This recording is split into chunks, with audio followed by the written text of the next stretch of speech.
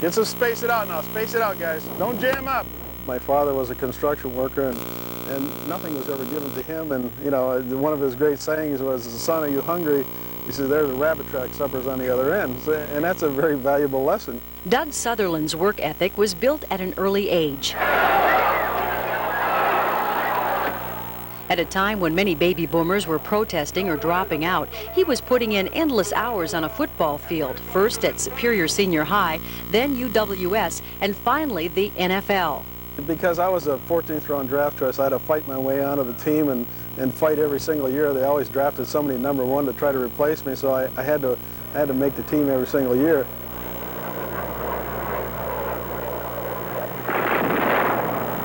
Vietnam was in full swing when Doug was drafted into the NFL.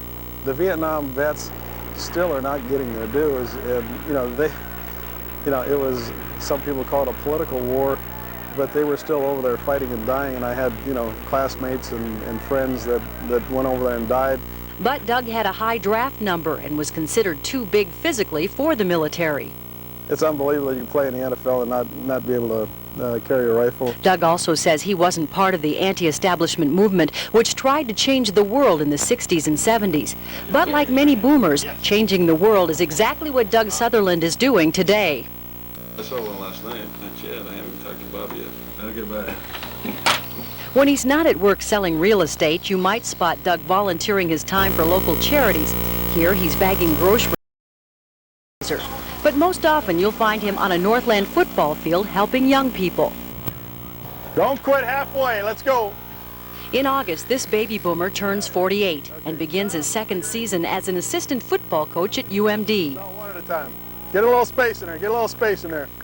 They trust my judgment. They trust what I say, and I can help them with techniques, and I can help them with work ethic and everything else that it takes to become a successful football player. Nearly 25 years ago, Doug turned down a teaching job to play in the NFL. Both paid about the same. It was a decision based not on money, but on the love of the game. Today, the love of football has given him another chance, this time to teach. If I can help anybody become a better person and become a better football player, I guess that's why I'm here. Everybody understand that?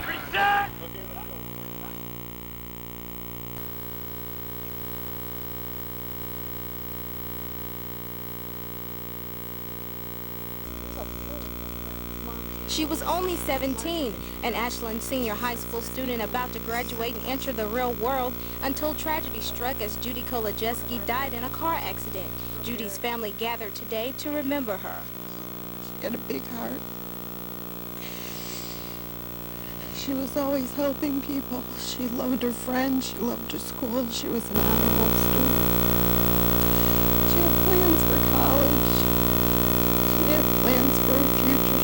The accident happened here on Highway 2 just east of Ashland. Officials say Judy did not see a bus that had stopped and she ran into the back of it. One of the firefighters that first responded to the accident was Judy's uncle. I threw all my emotions out the door and did what I was trained to do, and that was to extricate whoever was in the vehicle. It didn't hit me till sometime last night what really happened. Judy received a kidney transplant about 7 years ago, and in return she has donated her organs. Family members say she would have wanted it this way. Judy would have wanted someone else to benefit from what she had received in the past. And like I said before, even in life she gave to so many people. The high school's flag is being flown half-staff in Judy's memory. There they have brought in counselors to help students cope with Judy's death. Judy's mom says she'll always be grateful. We had her for a short time. We're grateful for the time we had her. In Ashland, Tamika Snowden, Channel 6 News.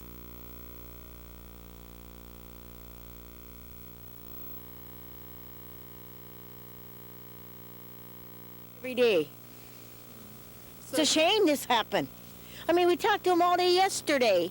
With guns at the ready, Superior Police and their emergency response team surround this house where residents say they heard several gunshots this morning. Once the officers got inside, they found Bill Dimitri and his daughter Theodora Dimitri dead. Police say the scene indicated a homicide-suicide. Everything that we've discovered and found to this point verifies that. We have his voice on the tape recording in the comm center. We have a note indicating that he was going to take his daughter's life. A man who works in the area of the shooting says he heard the gunshots. About 5:30, 5:45, I was out here dumping a bucket of water from after I cleaned up the floor in the hallway here. Heard a couple shots, and I didn't figure it was just maybe firecrackers. Then about 3-4 minutes later, a whole bunch of squads coming down banks here. Police say they don't know quite why Dimitri took his daughter's life, but she would be with him forever.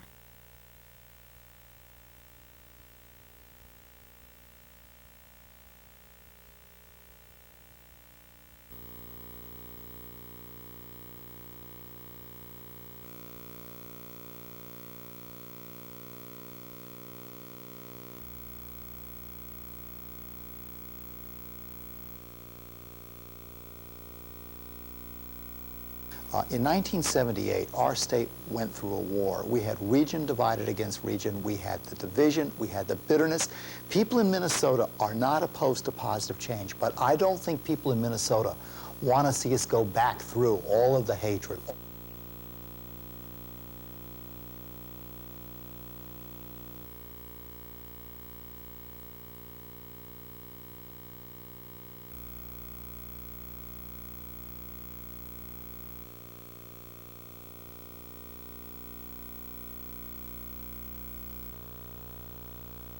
Accessible for the people who live there.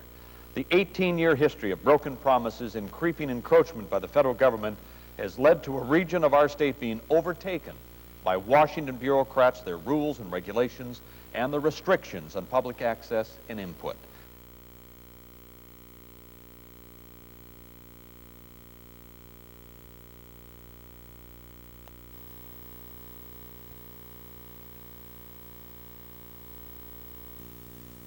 You want the power? You need the drink. It's Powerade. That's what sports drink makers want you to believe. Because you're gonna be thirsty. People are buying it. Kids love these sports drinks. Many children prefer them over soda pop, fruit juice, even water. It tastes really sweet and it helps if you're thirsty. Whenever I'm thirsty, I just drink it. The big kids are buying it too. It's great energy after you work out. It makes me feel better. When you sweat a lot, you lose a lot of like salt and all that stuff, so it builds it back up. Water kind of cramps me a little bit. Gatorade don't really cramp. Life is a sport. Drink it up. It's estimated Americans will buy $1.2 billion in sports drinks in 1998.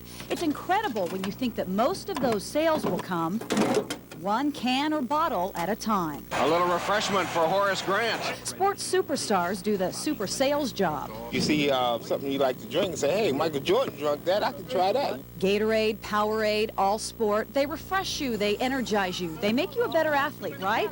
What's in this stuff anyway? All of them have water. All of them have some sort of sugar replacement, and they replace electrolytes. The average athlete's desire for sports drinks has fueled an explosion of products in all sorts of flavors for specific needs.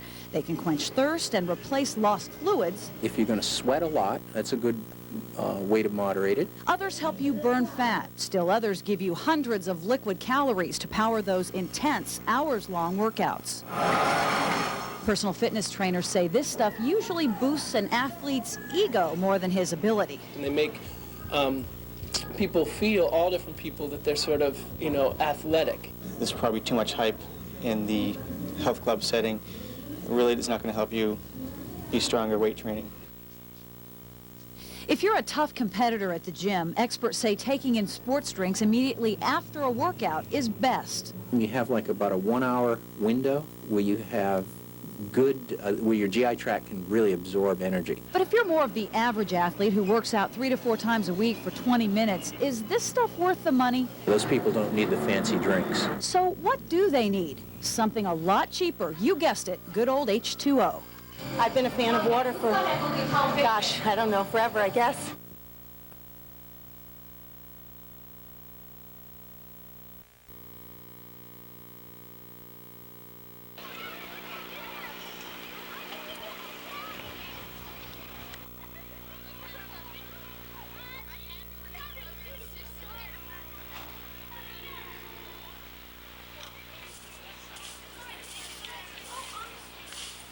We formed a citizens advisory committee to kind of promote the police in the West End and the Lincoln Park area. And this evolved out of it to try and get more community support and a little PR going, and so it's starting to work out real well.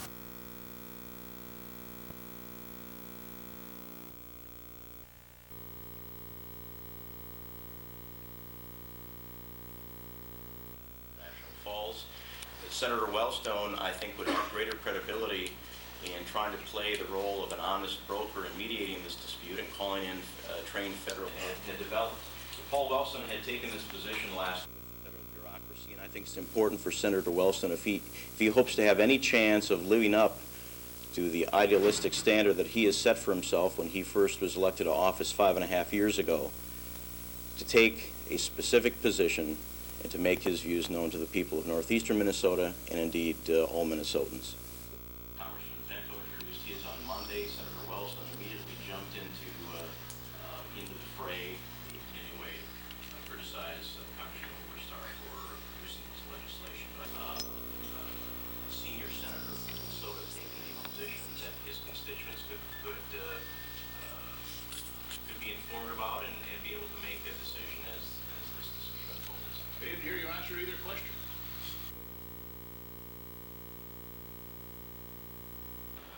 Well, because this one came so late this year, I might find out fairly soon. I don't know how much.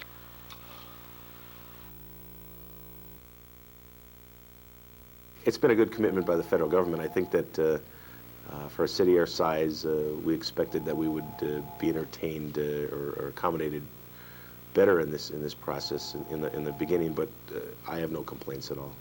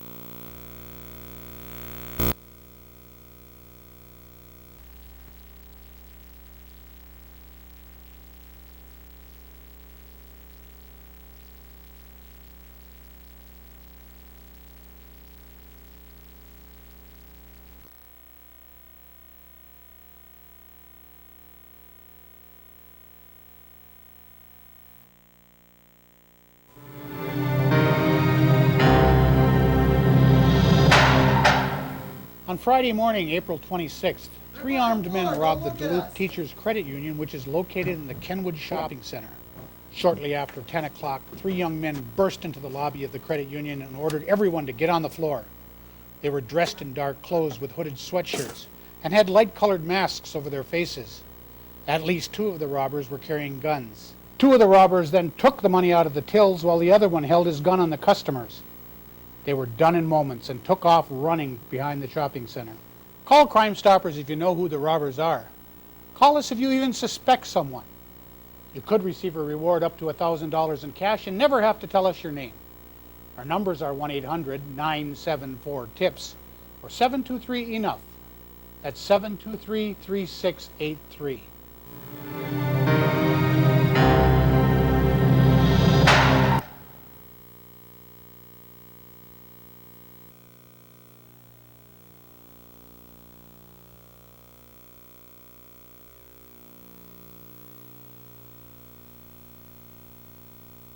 We've got a 1959 Seagraves ladder.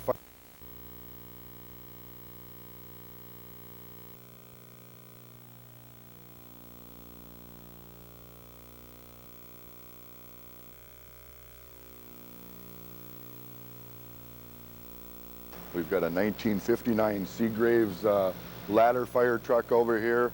The building is full. We've got front end loaders, cars, trucks, vans. There are some drug confiscated vehicles in the building.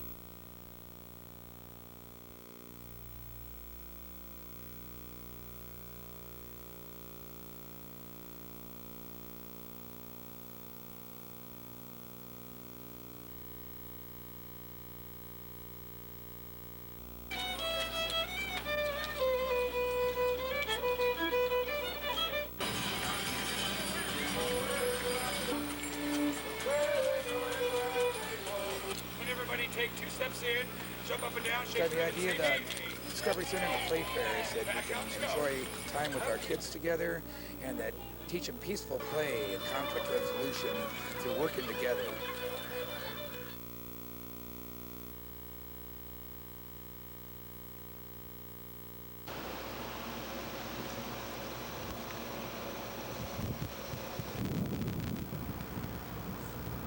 Tonight, as a tribute to our nation's honored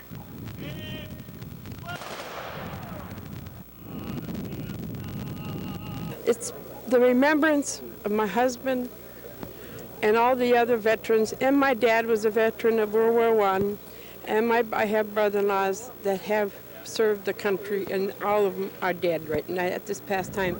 So I figure I can do that much for them.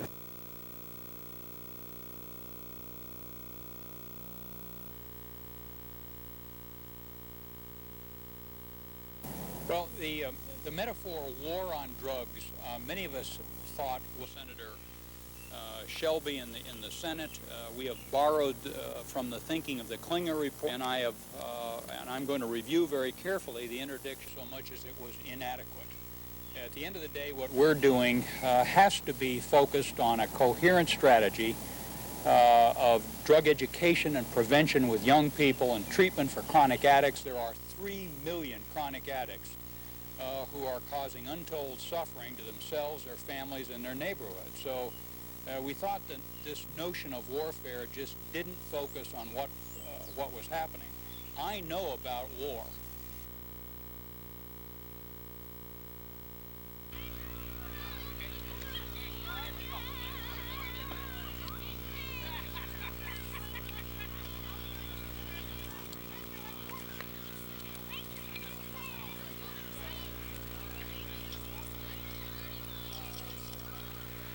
This was a dream come true because when we had to find new fields to play on, we looked and had a tremendous amount of difficulty. We really were at our wits' end, and there was some talk of disbanding the league. And then this deal, through the help of the city of Duluth, the University of Minnesota, Rice Lake Township, came together in just a span of a few months.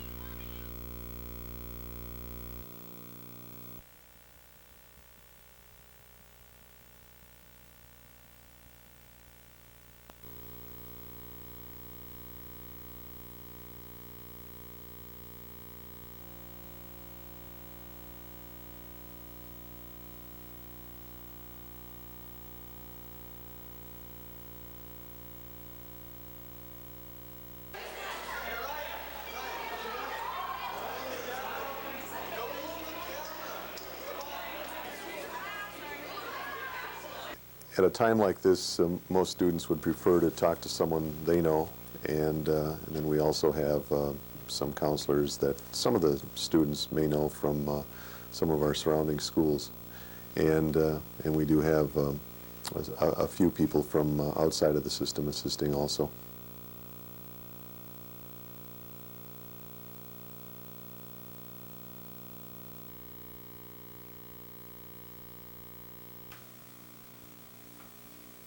It's just a destruction. That's why there's a thrashing of Mother Nature's beautiful scenery.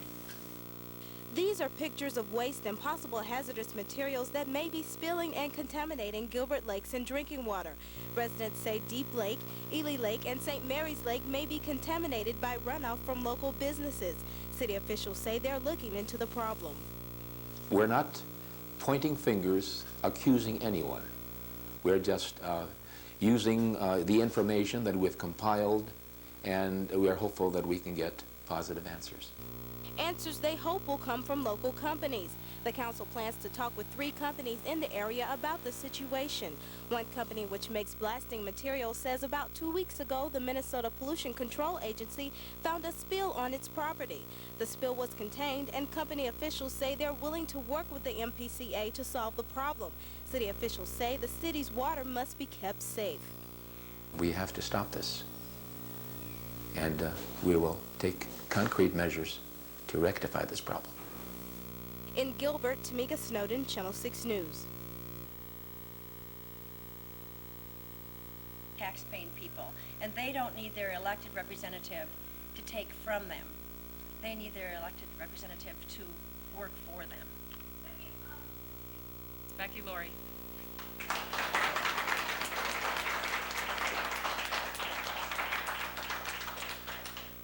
I want to thank all of you for coming, and especially for keeping up the hunt for the Cloquet Library, since we had given you the old address. Thanks for coming here.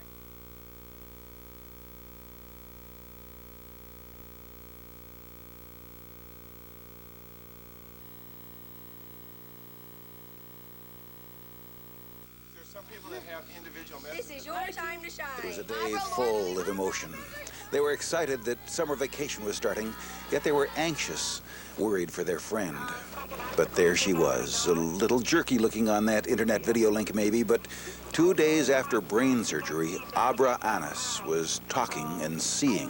Do I look like an octopus stick on my nose? Yeah. Surgeons at the University of California, San Francisco had gone in through Abra's mouth to remove a growth on her pituitary gland, a tumor that was affecting her growth, making her puffy. We all really miss you. And the whole school wants to come and see you, but they can't. The surgery had been tricky. Abra had done it once before, but the tumor had returned, and this was the last week of school, and none of the students would return to Minnehaha Middle School. Hi! Are you okay? She's kind of crying right now. Oh, Laura, I'm gonna miss you so much. I miss you in history. What? I miss you all the time. I miss you guys every minute of the day. Hey, Abra, your brother stayed at our house last night? Yeah? And he snored all night. Principal Dean Erickson said Abra is one of the most popular people in Minnehaha Academy's 8th grade, and she really wanted to be here on the last day of school, so her dad worked things out. Bye, Abra. Bye. And everyone in 8th grade would have some fine memories.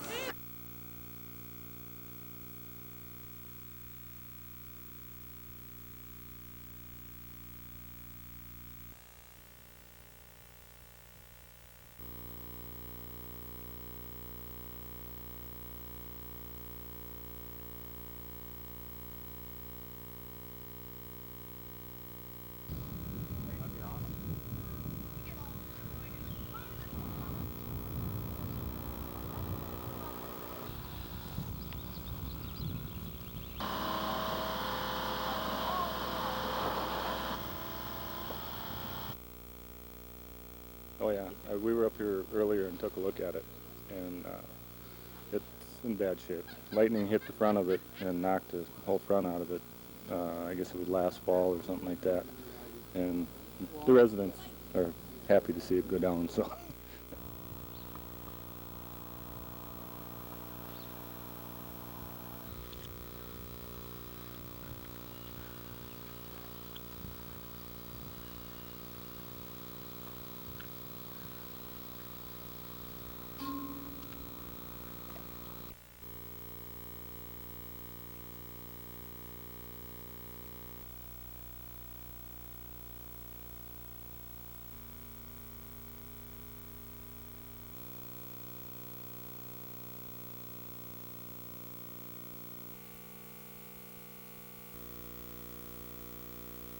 Oh, it'll be very nice to have it back because it was one of the main exhibits that we had because of its historical significance to the area, and that it does tie in very nicely because it started building the Northern Pacific out at Carlton and worked its way west.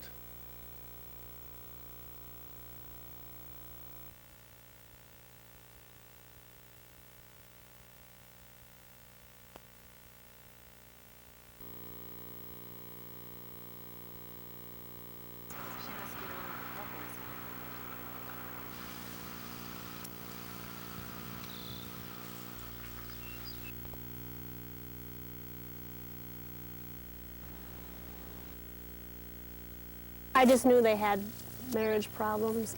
She just called me a couple weeks ago saying they were getting a divorce.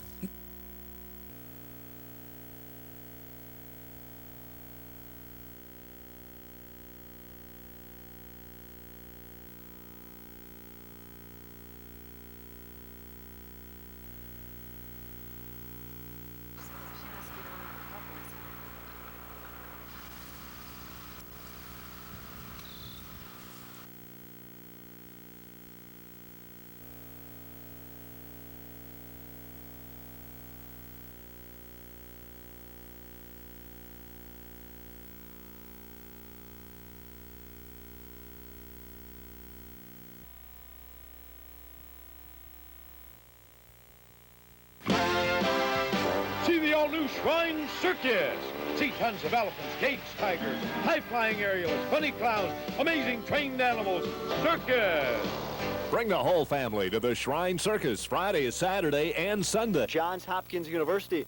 Pocket is still suffering eye trouble and is supposed to come off the disabled list tomorrow.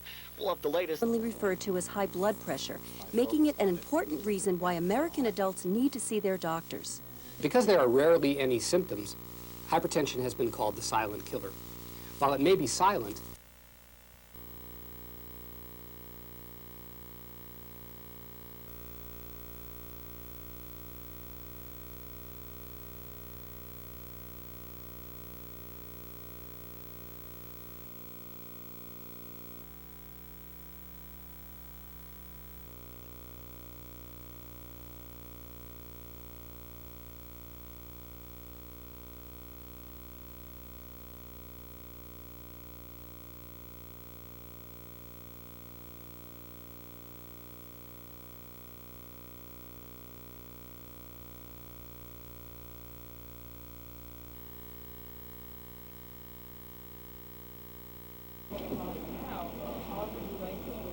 Right. Okay, thanks. I think my biggest strength is I'm a hard worker. Last time, I went door to door to almost every single house, and everybody knows I'm a hard worker. One of the things I did on the city council is I had coffee parties. I even invited people into my own home. The other thing I did is I put out a newsletter. I went to all the community club meetings, so I really am in touch.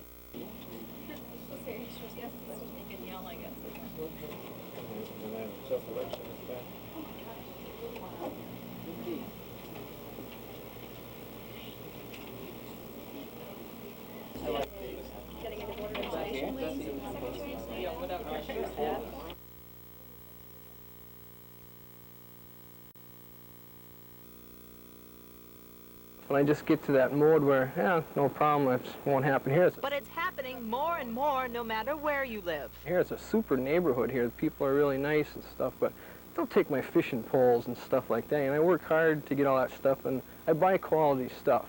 And as soon as I saw that's gone, boom, you know, it hit me right off the bat. And what hit Rich Braden of Duluth right off the bat was that his prized possession, $1,500 worth of quality fishing gear, was gone. All stolen from his truck parked right in his own driveway 2 weeks ago. Police say Rich has plenty of company. Car break-ins are on the rise across the Northland. Every part of the city has been hit for any type of theft. The east central hillside seems to be the heaviest density of thefts, but it's all over the city. They're breaking the windows to get in. They're just opening the door, finding the door open. The biggest problem we have is the valuable stuff that's left inside. Police across the Northland are getting numerous break-in reports every single night, but they say there are things you can do so you're not the next victim. Well, even though it's summer and you know your car's going to start in the morning, put it in the garage and lock your garage. That's still the safest place for your car. We still advocate locking your car, keep the real valuables out, put it someplace in the light so if you can't see it, at least somebody can see it. Make it difficult for somebody to get in your car. And now that's just what Rich does. I got a little lazy, a little lax, but I learned. In Duluth, Ann Carroll, Channel 6 News.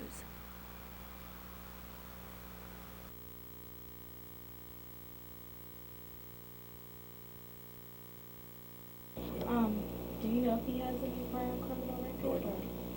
I don't think he does. There's been interviews done on all those people. Mm-hmm. Mailing addresses, bar in Carrollton County.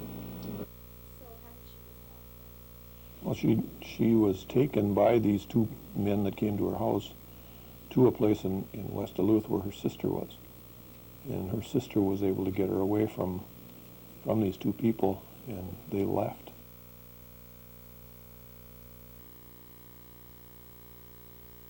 For some 3 months and 2 weeks, and I understand where that came from. That pension came from my union. That seems to be agreeable to, at least to the president and to enough people in Congress to get it through.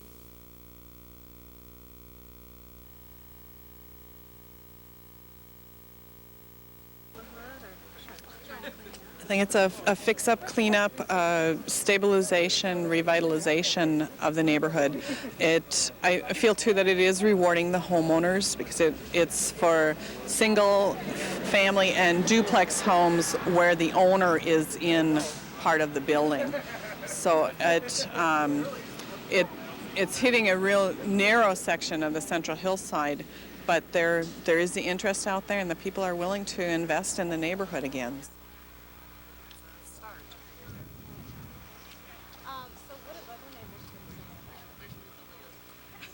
The people west of us, we are wondering why we're not.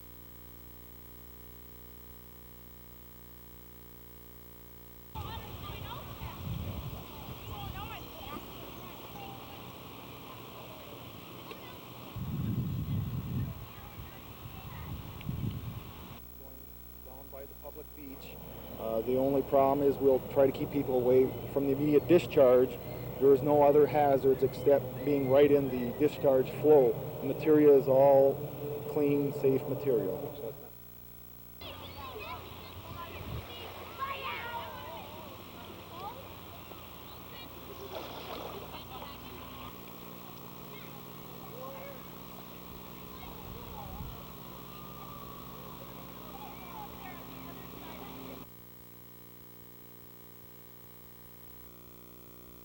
Northern Minnesotans created this wilderness in the first place. They are the ones who want to keep it a wilderness for their children to enjoy.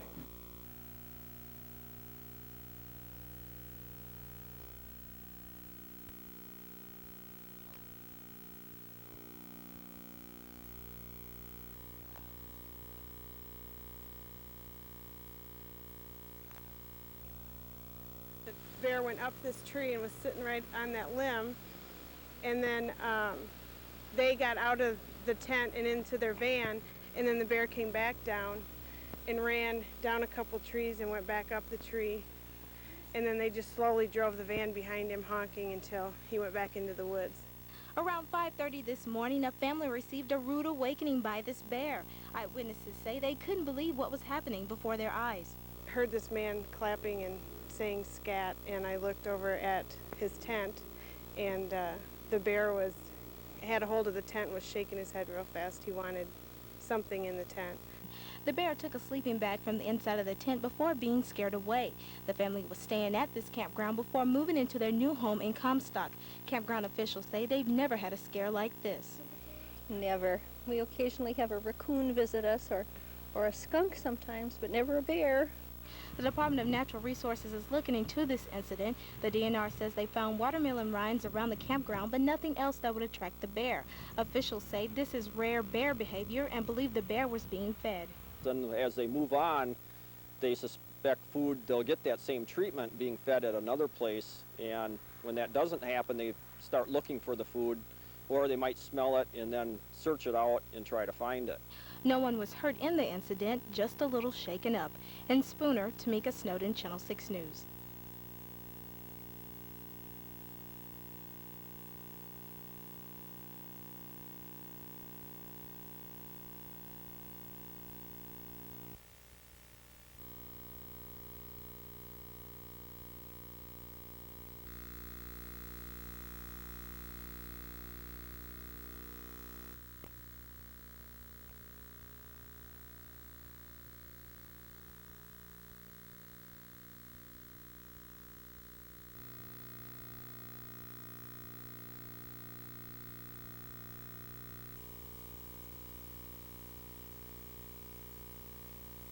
understand it. What, 30 seconds? Actually, you can watch these commercials and see if we succeed. Now the delinquent parents are going to do something. There's a way in which they can solve their problems. Individuals that they get the votes there in order to see this pass. The point we're trying to make today is pay it or park it, and we mean it. Pay your back child support, or the next time you go to renew your driver's license, you're not going to be able to renew it. That's controversial. It was controversial when we first proposed it. Licensed here in Minnesota. If the person moves, then there is a process by which the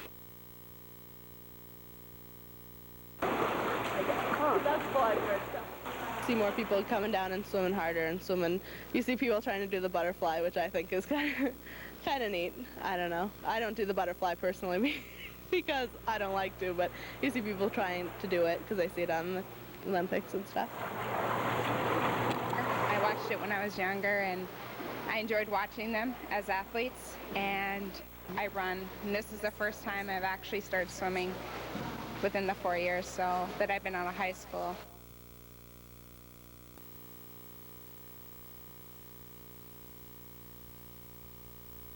That has come to us. The latest strong evidence that the crash of Flight 800 was caused by a bomb comes from the announcement from the chief investigator today of the contents of the flight data recorder recovered yesterday, the black box. It reveals no mechanical problems whatsoever with the plane. All recovered data end abruptly with no anomalies. That is to say, there's nothing to indicate that an engine stopped or the aircraft tipped or pitched up or changed speed. Meanwhile, at the Safety Board Sound Lab in Washington, technicians are comparing the brief noise heard at the end of Flight 800's cockpit voice recording to similar fraction of a second final sounds from the black boxes of Pan Am 103 bombed over Lockerbie in 1988 and an Air India 747 blown up in 1985. If Flight 800 was bombed, the jumbo jet's engines, still on the seafloor, should show no sign of catastrophic failure. But recovering them and the rest of the wreckage to look for clues to the crash is difficult and dangerous. There's a lot of wreckage down there, and wreckage obviously is a dangerous place to be working. So they have to be careful. There's a lot of metal, there's sharp metal, there's torn metal, there's wire.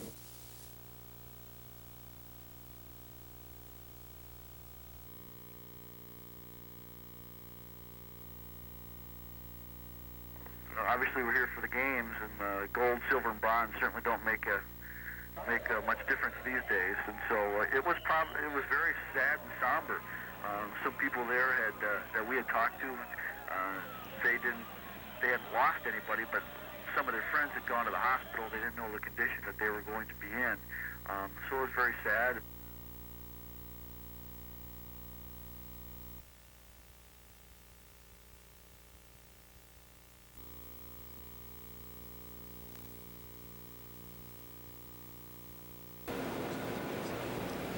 Good evening, everybody. It sounds a little odd, but bomb investigators are now looking for Olympic souvenirs, specifically a souvenir videotape or a souvenir snapshot taken Saturday night in Centennial Park. One or more of them may reveal the Olympic pipe bomber still very much a part of these games. Where are you from? Kenya. Good. I've been to Kenya. Atlanta's Ebenezer Baptist Church, famed for a pastor named King and his message of nonviolence. Sadly, security here today involved more than faith. It's the new Olympic reality. There are a lot of people who think that they can bring about their changes, their selfish changes, through blasting their way into world recognition. But the action on Friday night was wrong. Olympic crowds cheered women marathoners this morning on Atlanta streets. The Olympic spirit changed, but still easy to detect here. These games go on, a headline in progress. Atlanta, triumph over tragedy. It will always be the story of these Olympic Games. It's been the story of Atlanta. Bomb threats opened a new chapter today. Unnerving athletes living at the Olympic Village canceling services at First Baptist Church. It's just really an evil world that we live in. The feds say leads are promising in yesterday morning's pipe bombing, but no suspects. At this point, no one has claimed responsibility for the crime. We have not had any call-ins or anything of that type at all. And Centennial Park, closed since yesterday, will now reopen to the public on Tuesday morning, but with double the security and random searches of bags. Now, normally those people walking behind me would not be big news, but just in the last 30 or 40 seconds, police have opened the streets again to pedestrian traffic, the streets that ring Centennial Park. Another sign that the park is getting closer to reopening. Again, the park itself will not reopen until Tuesday morning.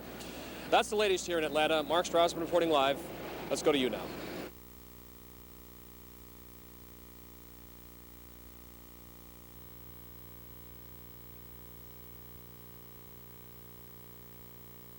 You'll probably be pretty anxious to get out of there. He'll kick up his heels. Here's a good Arthur. Here he goes. Oh. Your deal?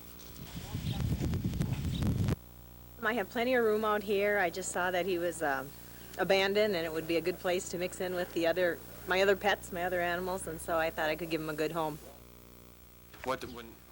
When you talked to John or whoever you talked to at the department, what did you say to him when they called? Yeah. No, he won't, will you, Harley? He's just funny. Look at his happy pig, huh? Yeah, he's breathing hard. Chickens are wondering what's going on. Hi, Harley. Go on, Harley. The chickens went in. Go on. No, they're there.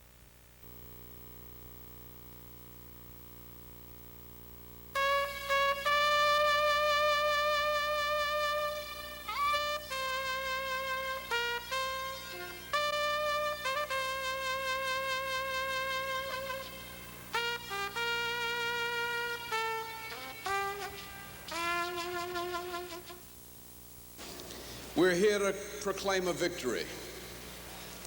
We're here not to wallow in tragedy, but to celebrate a triumph of the human spirit. We're here to remember the lives of Alice Hawthorne and Maylie Ozenjol.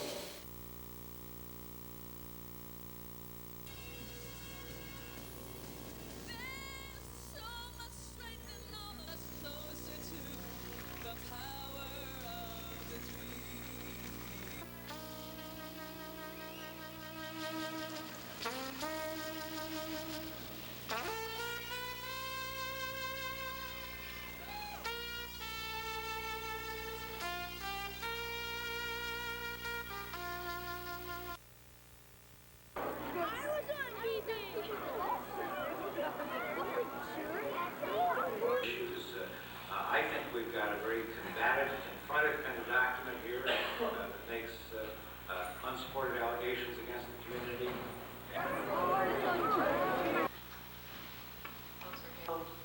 Consider tabling this, scheduling a public hearing, and I think the Director of Community Development.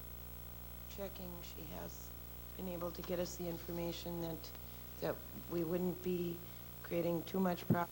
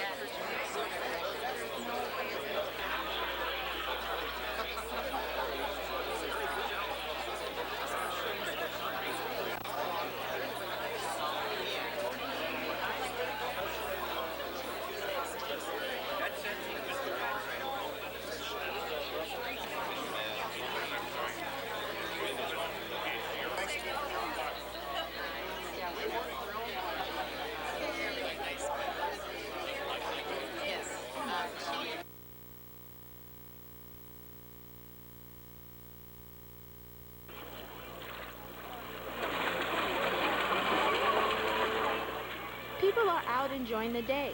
Some were swimming, some were just lying on the beach or playing a game of beach volleyball. Through July, the weather took a turn, and if you ask some people what they thought about it, they might say this. It's just been cold. It's cold for me. Well, it hasn't been very nice, but today is nice. Well, today is gorgeous. It's nice and sunny, and the temperatures are up in the 80s. And we still complain about the weather, saying either it's too hot or too rainy. Well, just think back about 6 months ago. What were you doing? I know what I was doing. 59! No way. Yes, we're at 59! What do you mean? I was in Tower, Minnesota, reporting on the coldest day in Minnesota history, 60 below zero.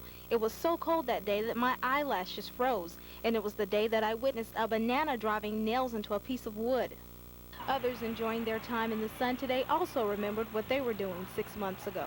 Well, 6 months ago, I had to paint in the basement. I had to do all my things inside. And you run from the house to the car.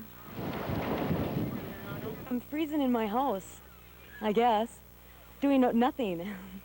Others say they're just glad summer's here. This is great because I'm not a snowmobiler. I do a little jet skiing and a little fishing with my daughter, and I like it. I live up on a range. It's very cold up there. So even though the weather has been unpredictable and even a little strange, we must remember it could be much worse. In Duluth, Tamika Snowden, Channel 6 News.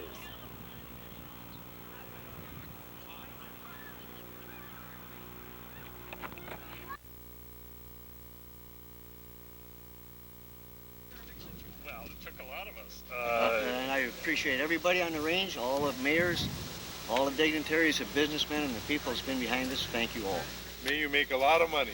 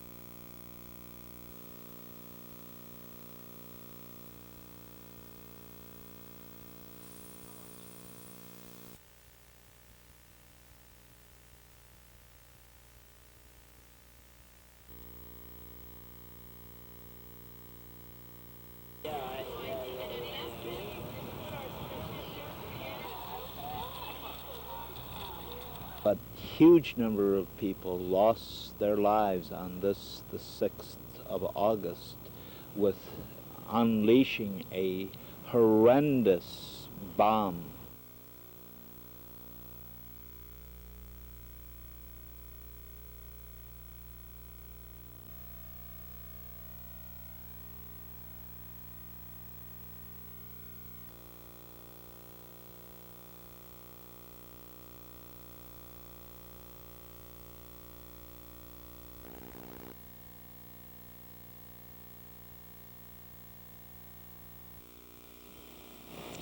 Well, I live with it.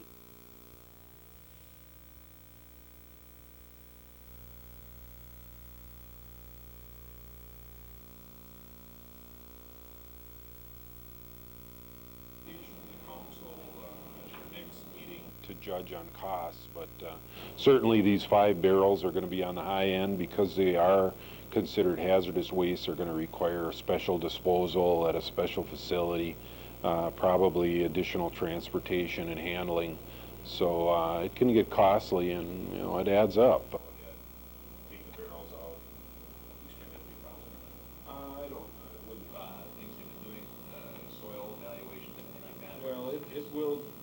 deal primarily with this plan on the public information part.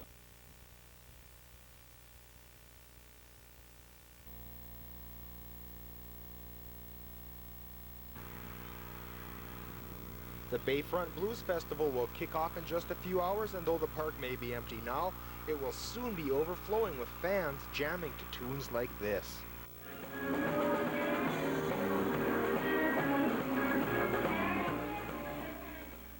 Today's festival goers would be out of luck, though, without the hard work of the crew who set up the stages and the tents last night.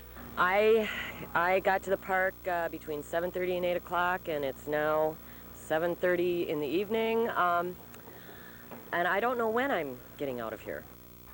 Along with the blues music, this year's festival promises to be a feast for those who show up with an appetite. Vendor food this year, we have ribs, we've got catfish, we've got chicken, we've got everything. The Bayfront Blues Fest has become nationally known among blues aficionados. Rumor has it that guitar great Eric Clapton was one of the faces in the crowd last year. This year's lineup of bands promises to be one of the best yet. On Friday at 11:30, Blues Debris will be playing, and Saturday morning, 11:30, is Port Authority. I noticed my old band, the Pirates, isn't on the list of acts on this year's bill. It's probably a good thing, too, because our playing would probably send Eric Clapton back to England. In Duluth, Dave Anderson, Channel 6 News.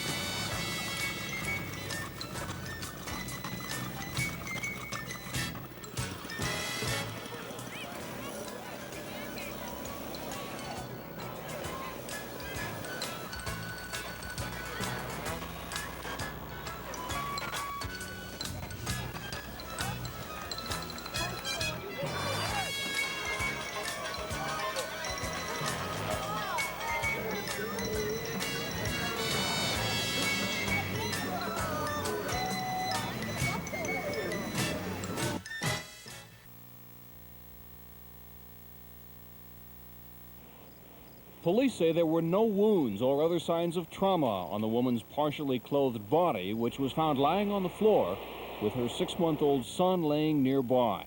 There was no sign of forced entry into her apartment here at River Terrace on Marshall Avenue Northeast, but a lot of furniture was knocked around.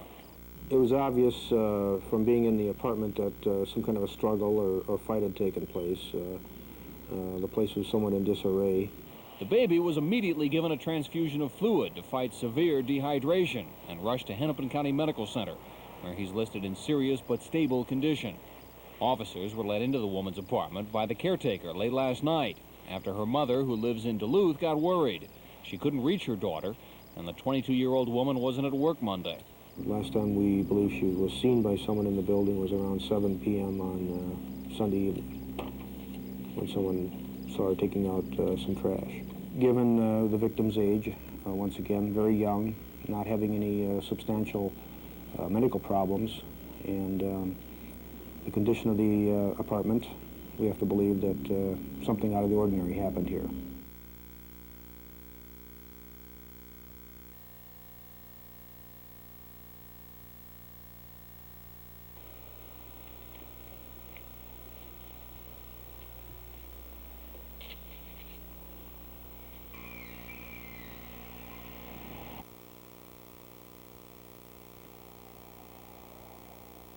Not one that's low miles, one owner, condition like this, and used up to the day of the sale.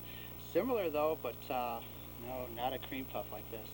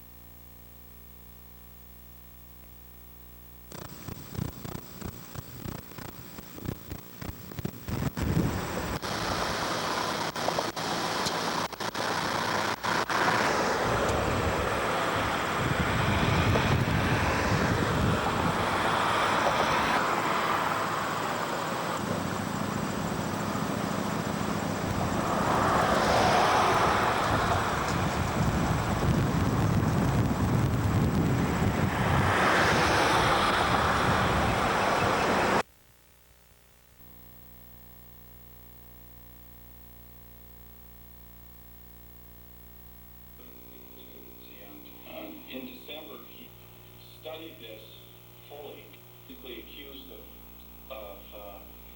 these are no, we do not support any portion of this reorganizational plan, nor do we accept the liability for any negative impact this plan may have on life safety, pushing people, or in front of the council. I understand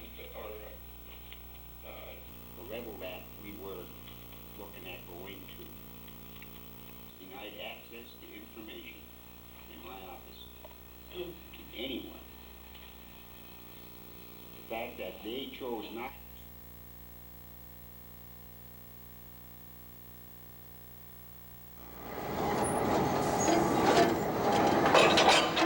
Union, you can release the brakes. There she was, painted and polished, likely looking better than new. MKT 403, a business car on the old Missouri, Kansas, and Texas Railroad, used 48 years ago by President Harry Truman to get to the voters in a last-ditch campaign effort.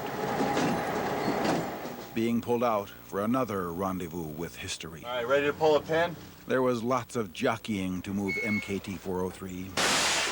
Jockeying that was somehow confirming to car owner John Marshall. It is an honor, yes, sir. It's kind of, I didn't believe it at first, and then things started to happen, and I realized that, well, we got some work to do. And here we are. Here we are, beginning a 3-mile trip to the St. Paul Amtrak station to await a tow to Chicago. This car had just come out of the shops in 1948 when the presidential rail car broke down. Harry Truman was scrambling to get his message to and be seen by as many people as possible. Now, well, Steve Sandberg had an idea what would be in store. Helicopters following the train, and then at every road crossing they'll have a sheriff blocking the road so nobody can ram the train from the sides. And almost before they were ready, they were there. And Tom Lyman set the brake, and the locomotives pulled away, and MKT 403 waited for another rendezvous with history.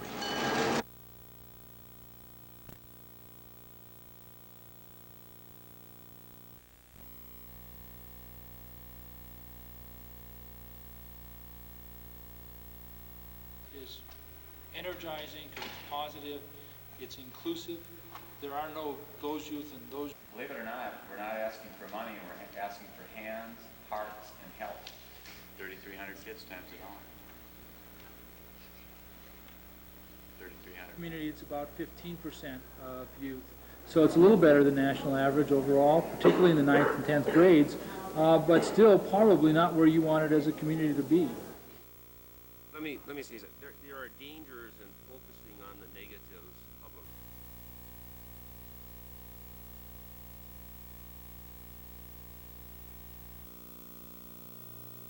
I obviously wish it wasn't these circumstances. I mean, but this is reality. This is where we're at today. And with these circumstances, it's best. It's best. An emotional Bruce McLeod stood before a room full of his colleagues today, saying goodbye to the university he has been involved with since 1966 as a player, various administrative positions, and head of athletics. The announcement comes on the tailwind of allegations and an investigation surrounding the athletic department and McLeod. You know, the negative things, are going to happen after a long time. Some of those negative things against McLeod stem from several years ago, including an alleged witness tampering incident surrounding a visiting Russian hockey player, plus the mismanagement of funds and the controversial decision to drop the wrestling program. But today, nonetheless, McLeod's co-workers are sad to see him go. We support Bruce McLeod, but we don't support this decision necessarily. And so we're saddened by this. We truly are. But we wish him all the best. But we will miss him. Truly.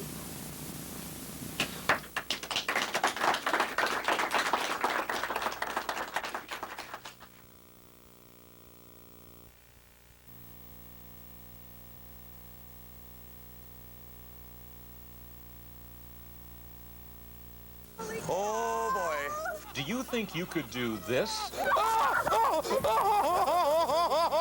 Should I take my shoes off? Are my shoes gonna go flying? Jim and Amy Mitchell of Minneapolis got married a week ago, so they thought, what could be more exciting?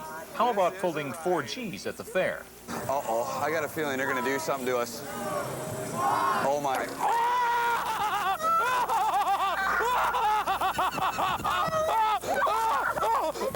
What a way to end your honeymoon. Wow. My knees are shaking. My knees are shaking. That is a great ride. Okay, you say, but the ejection seat was here last year. Now, you can't come to the fair in 1996 and not try, if you're going to talk about thrill rides, the latest thrill ride at the fair. So photojournalist Tom Empey and I are going to show you how the Sky Coaster works. Hey guys, I need your feet on the orange line. The really important thing here is that Gannett has such a good insurance policy. Sad attempts at humor, you know, are a cover-up for one's fear of death. Just like we're getting married. Are these glasses going to stay on my face, you think? Bye. So the Sky Coaster is a contraption that pulls you flat on your stomach and backwards up 100 feet and then lets you think about it. This is damn high, is what this is. It's very damn high. But you don't have to think about it too long.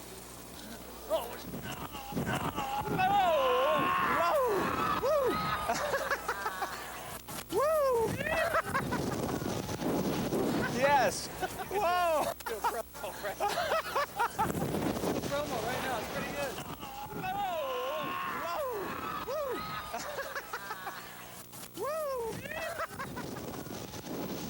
Yes. Whoa. Promo right now.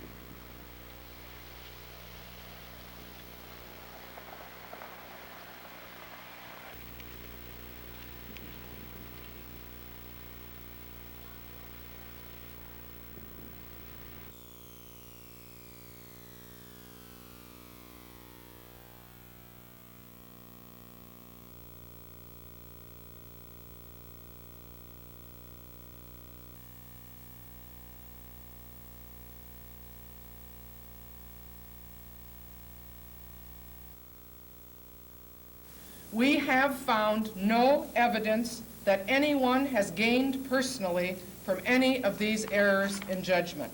What UMD officials have found in their investigation into the university's athletic department are errors in the allocation and use of funds.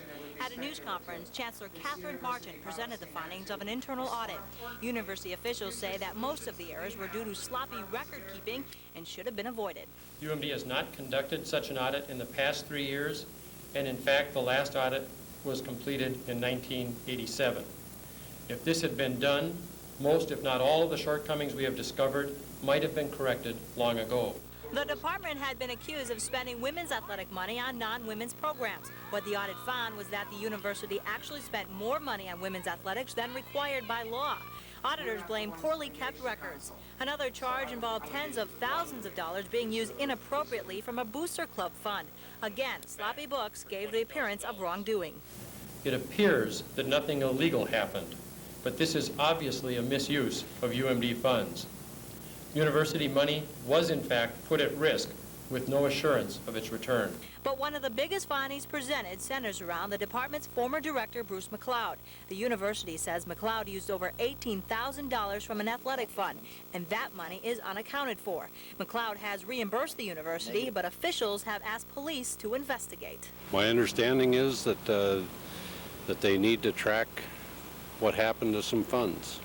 So we'll follow the paper around and determine what happened to the funds if it appears to be a criminal investigation. Otherwise, we'll refer it back to the university. We may well engage the BCA, Bureau of Criminal Apprehension, as a second opinion.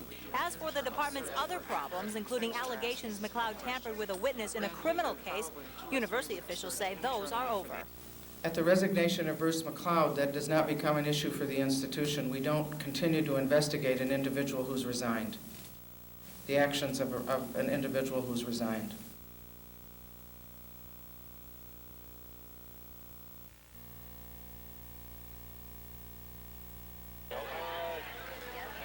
Hot dogs, corn on the cob, chips, and pop were the staple of today's festivities.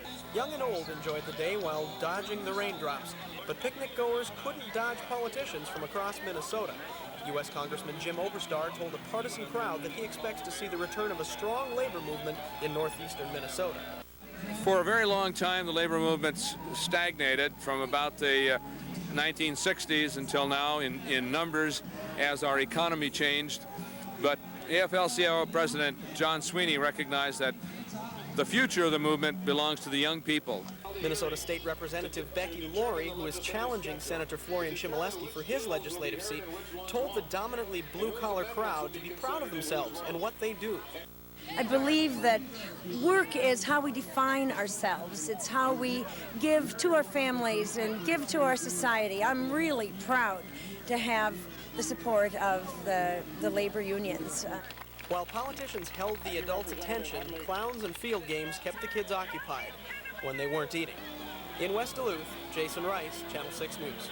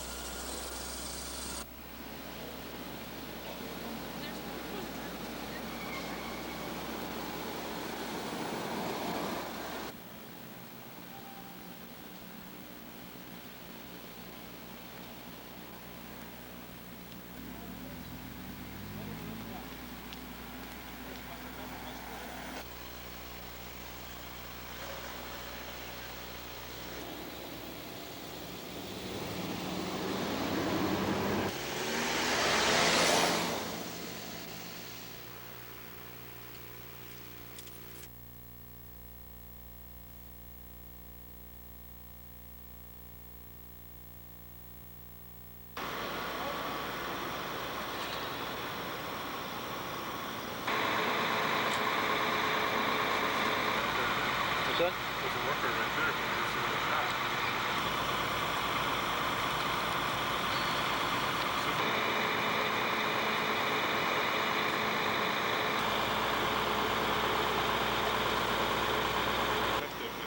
Oh, yeah?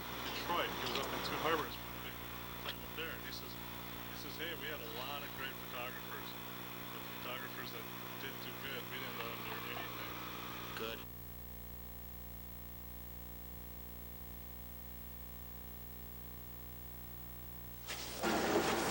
In the northern city of Erbil, it appeared Iraqi ground troops had gone.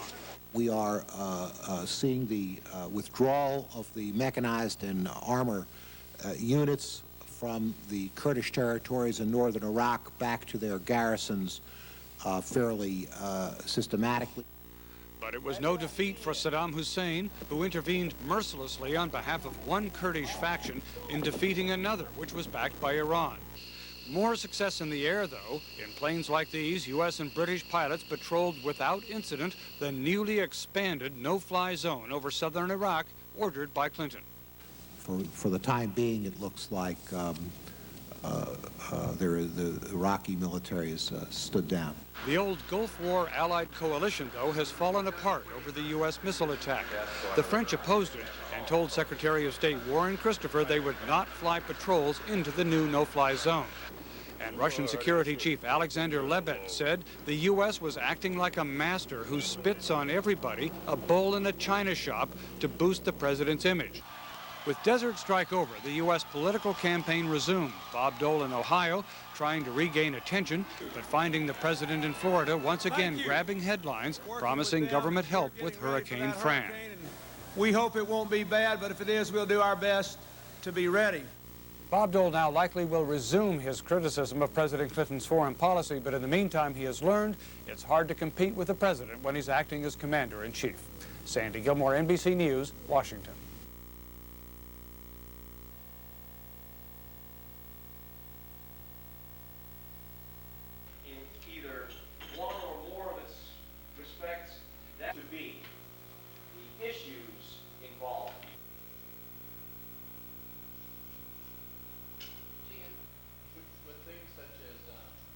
This is our first day of really now getting into substantive things, and really we haven't even done that because we're simply listing the issues. Anyone can bring an issue. We're going to let each other list all our issues, so as you'd expect, we've got a lot of them.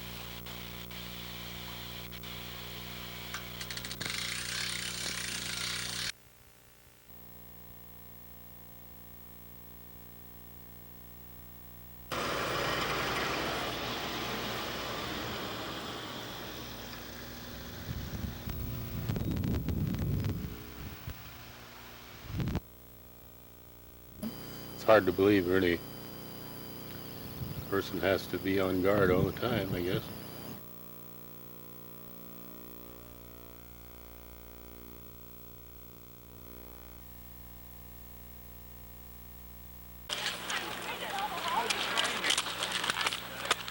They laced them up and they buckled them up. Some even polished them up. And with a single shot from the starter's pistol, they were off, skating their way along the North Shore and sharing a part of Northland history. The North Shore Inline Marathon was the final stop on the professional inline circuit. Most of our races are just either just in a course where you just go running laps and you see the same thing over and over. It gets kind of boring, but this was like just beautiful. Just look at the lake every once in a while and then it kind of relaxes you. Not only did the pros enjoy this new event, many recreational inliners tackled the 26.2-mile jaunt with personal goals in mind. How are you going to do? 2.5 hours. I just want to finish. You know, it's awful cold out here this morning, but it hasn't stopped thousands of people from making history for Duluth. And then some were just out there to see what it would be like. But the competitive spirit caught up with one couple. It was really good, actually. It was kind of grueling for myself towards the end. I got some cramps as I was coming into the final stretch back here, but all in all, it was great, except the girlfriend beat me by about a mile. His girlfriend Cheryl said her strategy helped her out. Drafting and rollerblading really helps, and if you're cruising behind somebody, it aids you a great deal. And that's when I was starting to get a little on the tired side.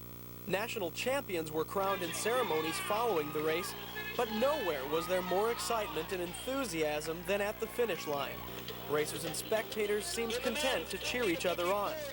Marathon organizers were excited about the turnout, and they see this as an excellent Northland attraction. We were going to limit it to 2,000, but we saw about 1,400 people register, which makes it the largest inline marathon in the world. No one has ever even beat the 1,000 participant mark, so to have 1,400 people, we were pretty surprised, and obviously know that it's going to be a success, and also that it's going to be popular and just grow and grow. If this year's success is any indication, the Northland might one day be the home of the most prestigious competition in the hottest new sport. In Duluth, I'm Jason Rice, Channel 6 News. It's been a lot of work to get to this place, and I'm not done yet. I'm not near the place I want to be. I've got a long way to go. There are a lot of people watching this broadcast right now going, who is that guy? And I'm the guy that sings "Your Love Amazes Me" and "You and Only You" and "Kiss Me in the Car," but they don't, and you know, they don't always put the name, face, and songs together. As John Barry's drummer and close friend, Chris Brown knows and appreciates the work ethic behind the singing sensation. Brown says that effort is part of what makes John Barry a success. You know, even though he's gotten bigger, much bigger, he still wants to go out, and he's really into the stage, setting up lights and you know, the stage set and all that. So you have to kind of run him off the stage every now and then so the stagehands can get their work done. But it's actually cool to see an artist do that. It's really cool. Touring on the road is a family affair for John Barry and his wife Robin. They have their children with, and it's 245 days out of the year that they're traveling to towns just like ours. The miles on the road can be tiresome, and the setup and teardown work is exhausting. But life on the road doesn't seem to bother the Barry family. When you hear those sweet harmonies, it's John's wife Robin helping to make it happen. Let's give it a try. Through all the hard work, music reinforces the bond of love between husband and wife. Well, there are certain moments in the show every night that he'll glance at me, or maybe he'll come over to me, and there are times when it's our own little private moment. Maybe everybody can see, but there's really a connection between the two of us.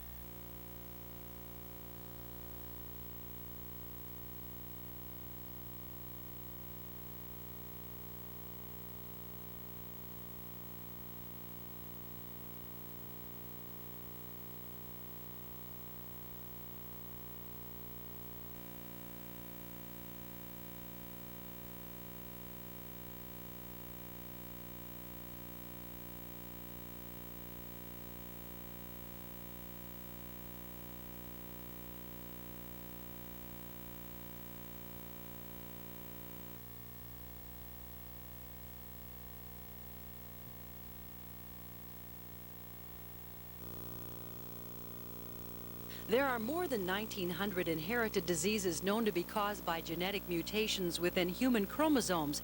For example, 1 in 12 African Americans carry the genetic mutation that causes sickle cell anemia. 1 in 400 develop the disease. A mutation in the beta-globin gene in sickle cell patients causes the body's red blood cells, normally round and flexible, to become banana or sickle-shaped. These deformed cells can clog blood vessels, resulting in bouts of severe pain, organ damage, disabilities, even death. Now a team of researchers at Thomas Jefferson University in Philadelphia reports in the latest issue of Science that a new gene repair technique offers promise for an effective treatment for this and other genetic diseases. Because sickle cell anemia and other genetic diseases are caused by specific mutations in the gene, we theorize that the correction of those particular mutations would restore normal function of the gene and alleviate the disease. In this new form of gene therapy called chimeroplasty, researchers design special molecules that find the genetic mutation and replace it with the correct piece of DNA. Having some form of gene therapy or gene repair is really a potential. It gives hope for the patients and their families that there may be a cure by decreasing the sickle hemoglobin to values that will not affect them clinically. Researchers say the technique is not yet ready for widespread clinical trials in humans, but in the future it may offer hope not only to patients with sickle cell anemia, but also for people with cystic fibrosis, hemophilia, and a host of other genetic diseases. Here's to your health. Michelle Lee, Channel 6 News.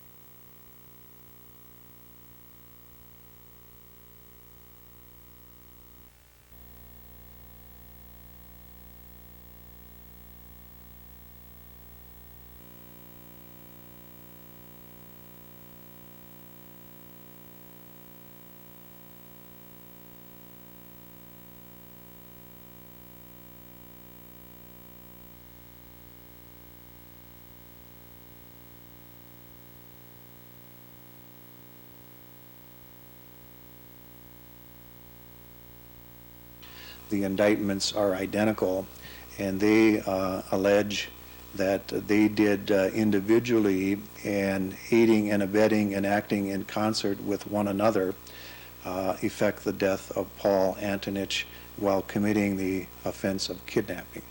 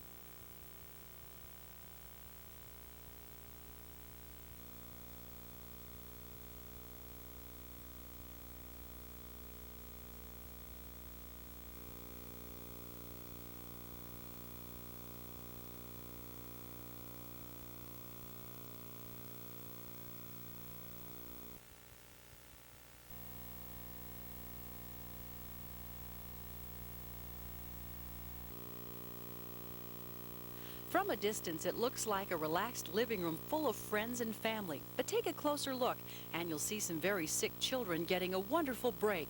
Providing the much-needed respite this day are Magic and Bismarck. Weighing in at 110, Magic is a warm-hearted Newfoundland owned by veterinary student Linda Teeter. I think it's great that I can bring her in and she can bring smiles to kids that wouldn't have the opportunity to have this kind of thing happen. Bismarck is a 15-year-old Schnauzer owned by veterinarian Linda Sullivan, who says every animal in Pet Pals is hospital and kid tested. We drop metal bowls in back of them. We bump them with wheelchairs. We little dogs have to sit quietly on a lap in a moving wheelchair.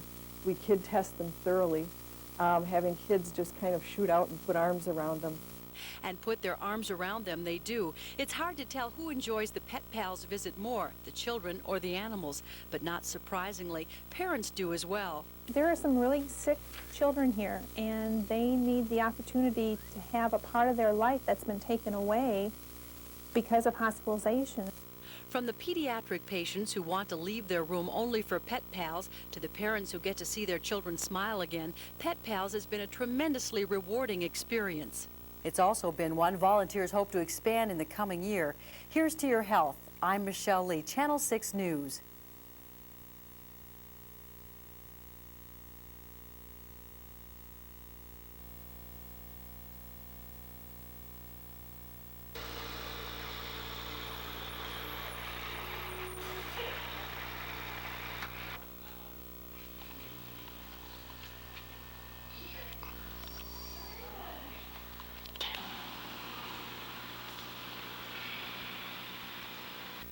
Place where local entrepreneurs can grow their businesses, receive support services, and it's a facility that also can be used to attract businesses that are looking to relocate to this area. It's a ready-made facility, and we can remodel it or design it to meet anyone's needs. It's very flexible, so we think it over time.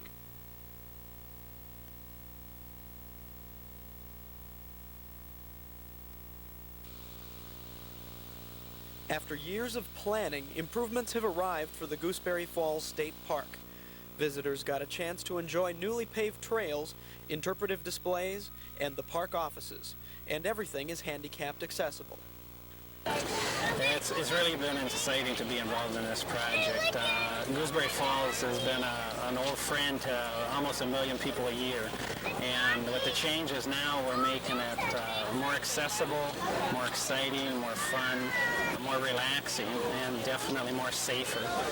The $2.9 million visitor complex is a cooperative achievement for the Minnesota DNR and the Department of Transportation.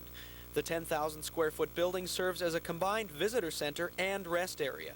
The concept is to keep traffic congestion on the bridge at a minimum by giving people a place to pull over and relax.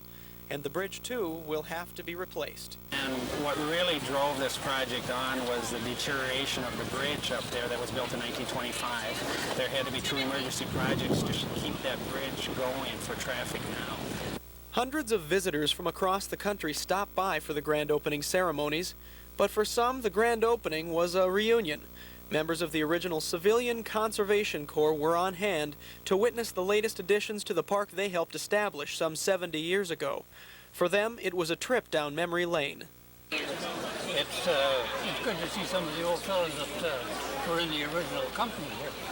I was in here for about 3 years when the company 2710, when they moved into the area, they were replacing company 1720. Well, I was in both. Over 1 million people a year come to the Gooseberry Falls State Park, and with a view like this, it's pretty easy to understand why. In Gooseberry Falls State Park, I'm Jason Rice for Channel 6 News.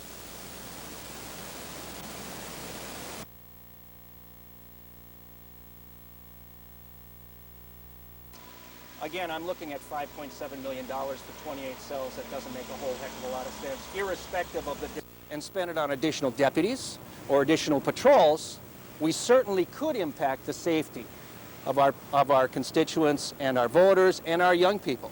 To St. Louis County, that's $2 million off, and the cost per cell. And taking law enforcement personnel from the smaller communities in St. Louis County, we need them to be there on the beat and not spending their time bringing prisoners back and forth. Do you save more money by building the lockup than having the police officers bring them back and forth?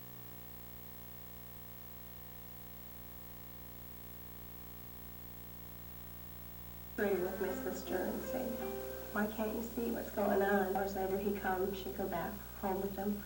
So it was very difficult. My cuts healed and my bruises healed and my body got better, but it took a long time for my soul to get better. Maybe it will prompt some discussion in that family home, in the circles that these people might be in. If it prompts discussion, increases awareness, That's all part of the preventative approach of this type of campaign. Or that I don't have any kindness because it's always there. Even still, this many years later, even still, this many years. Us regularly and advise us. We have educators. We have our representative on the council. And when we got together, we had just a very of people who belong to the council. And we found that the differences we have can often be our strengths. We have people who represent every spectrum.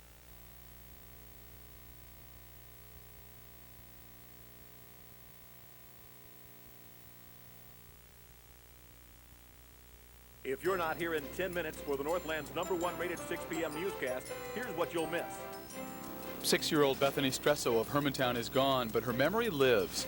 And family members say they'll fight to make sure the man accused of driving drunk and killing her pays for that crime. We'll see you at 6 on 6.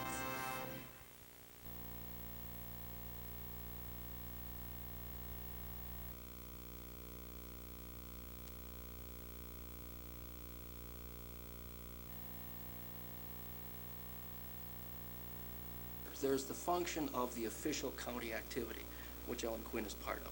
And then there's the function of the, and before it was Bill and, the county attorney. So, who shouldn't be necessarily taken out of the family environment and put in an institution. The county accepted those dollars under the guise that they were going to spend them on new and improved programs. And over that period of time, that's not happened. There doesn't seem to be any evidence of seeing how children are being helped in St. Louis County beyond what historically they were. Upside down for political reasons. My job is to see to it. It takes a lot. We have spent a great deal of time. In the last 4 years, we've spent $24 million on this program. So each year, the county has expended more because we've been able to claim federal money. Each year, we've provided services to more families. That's exactly the direction that the legislature intended for us to go, and we've done it.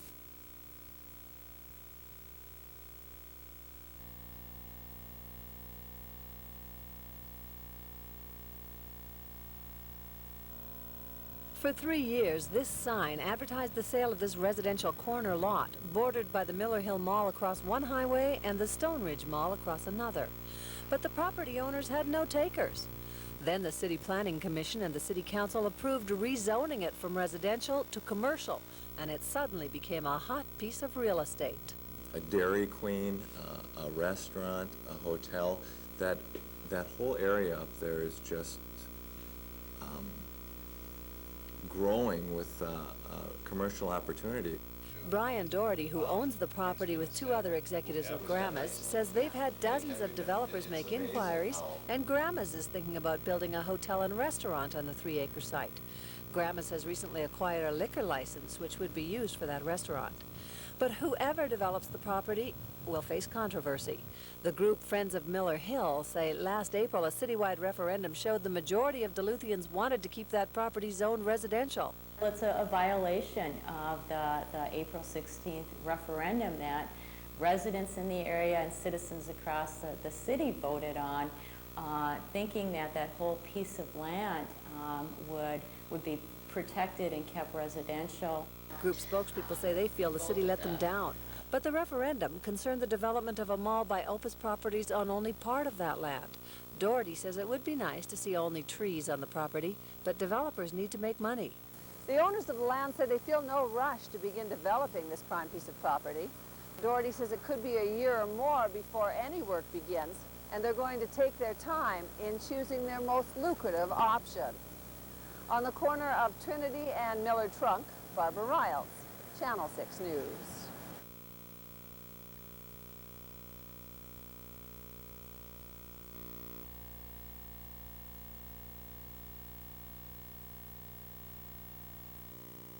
I mean, you have all the information there. Anand Patel's like many 9th graders, into computers and intrigued by the internet. Information, communication, and sometimes danger, where strangers meet anonymously. It's like a mystery game. You never know who you're talking to. Some online chat rooms give you a pretty good idea. Here's one X-rated whip and chains picture sex. Other times it's trickier to spot those adults using the internet like candy to meet kids, usually for sex. This is an undercover cyber cop. And it's a very simple remedy if the parents would just pay attention to what their kids were doing on the internet. Really so simple? From Charlotte, I went online to Sarah Fitzgerald, an internet industry spokeswoman in Maryland. Asked her about a dilemma for many parents. I say, big problem for parents in all this. Their kids know much more about computers than they do. If parents subscribe to a commercial online service, they may want to limit their children to those parts of the service that are designed especially for kids. In other words, there are ways for you to create a sort of gated community right inside your home computer to stop people, your children for instance, from wandering at will through all the neighborhoods of the internet. A parent or anybody can notify them immediately. Services like America Online have alarm buttons and monitors. To restrict your child at home, you can buy special blocking software or create different passwords for different members of the family. Remind them never to give out personal information like home phone numbers. Remind them to be careful about the strangers they may meet. Tell them to let you know if anything happens online that troubles them. If a parent has guns in the house, they're going to make sure that those kids can't get to those guns. And it's the same thing with this. Cyberspace is like a big city, exciting but unpredictable. Parents have to keep an eye on their kids. Mark Strassman, NBC News, Charlotte.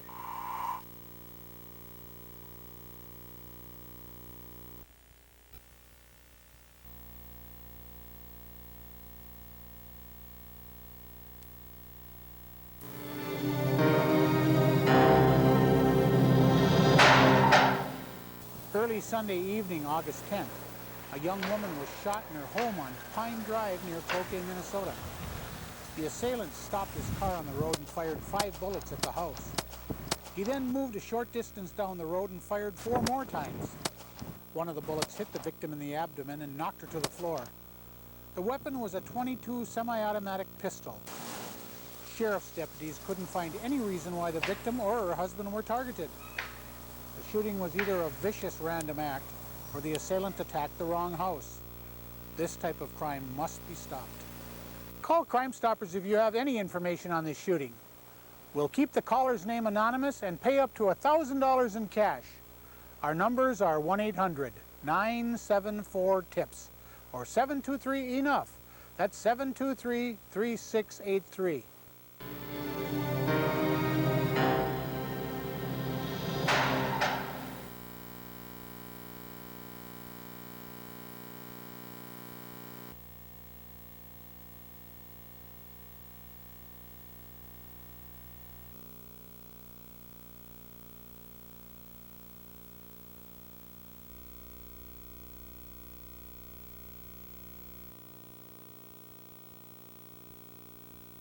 And what we do is we try to bring the seniors in. We provide bus service to get them from the rural areas, and we expose them to blood pressure screenings and cholesterol checks, blood sugar checks, and we have flu shots this year. That's a new thing.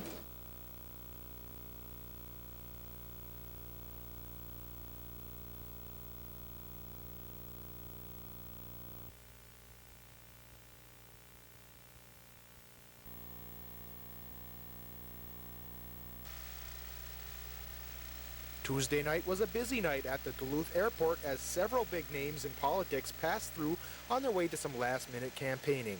Rudy Boschwitz and Paul Wellstone stopped by en route to their debate, but the big news in town was the impending arrival of the Vice President of the United States.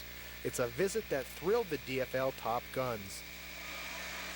And it's a recognition of the voter turnout, the high voter turnout we have in northern Minnesota, and the high Democratic vote that we have, and the very discerning attitude of the people in northern Minnesota that we're again and again, election after election, able to attract national leadership to our area.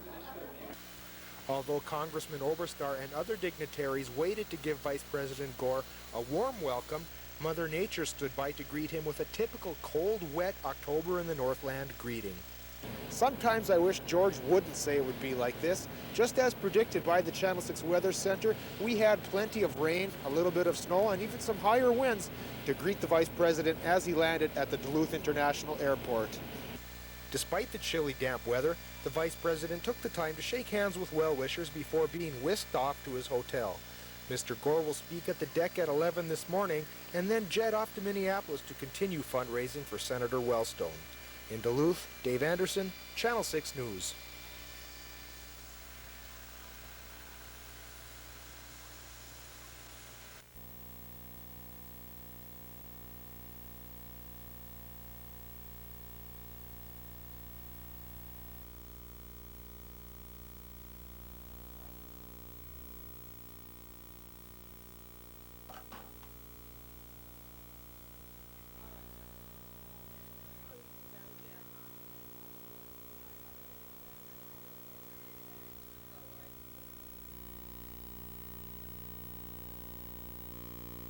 When a big epidemic occurs, it's the elderly people and people with underlying health conditions who die. About over 90% of all the deaths are in elderly people and people with underlying health problems.